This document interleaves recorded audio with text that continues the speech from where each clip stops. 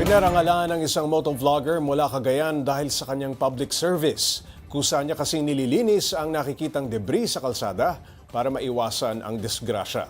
Para bigyan ng mukha ang balita, Mobile Journal Ivan Tarinque. Hinahangaan ngayon sa social media ang kakaibang content sa kanyang mga vlog ng motorcycle rider na si Janjan Tolentino o mas kilala bilang DIY Motovlogs. Habang ang iba ay nagmamotorsiklo para mag-sightseeing, si Janjan nagmamotorsiklo para maglinis ng kalsada. Mula sa pagbunot ng bara sa drainage, pag-aalis ng mga nakaharang na debris, hanggang sa pagtanggal ng mga naninigas sa semento, kusa niyang ginagawa. Pag bumabiyahe po ako ng malayo, may dala-dala po akong tools. Yung sa tingin ko lang po yung gagamitin ko. Pag meron po akong area na kailangan kong gawan ng paraan, yun, tsaka na lang po ako uuwi ng bahay. Kaya hindi lang helmet at protective gear ang dala niya tuwing lumalarga. Bitbit din niya ang kanyang mga cleanup kit, pala, walis at kahit steel bar para sa mas mabigat na trabaho. Ready anytime, anywhere. Kung may makita siyang lubak, mara o delikado sa gabal sa kalsada, agad siyang titigil para ayusin ito. Para kay Janjan, bawat biyahe ay pagkakataon para tumulong.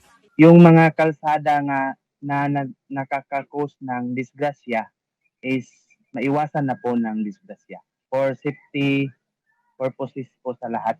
Dahil sa kanyang malasakit at kusang paglilingkod sa kalsada, ginawaran siya ng plaque of appreciation at token ng Department of Public Works and Highways o DPWH. Isang simpleng pagkilala sa kanyang kontribusyon sa kaligtasan sa kalsada. Pinapakita ni Janjan sa kanyang video sa modernong anyo ng bayanihan. Simple, pero may malaking epekto. At ang kanyang mga video ay nagsisilbing inspirasyon sa iba para tumulong din sa kanilang sariling paraan at maiwasan ang mga aksidenteng pwedeng idulot ng mga sagabal sa daan. Nagustuhan nila yung gawa ko, kaya in-apply din nila sa sarili nila. Kahit sino nga po pwedeng tumulong sa walang pera nga involved. Madalas, hindi natin pinapansin ang mga bato, basura o bara na dadaanan natin sa kalsada.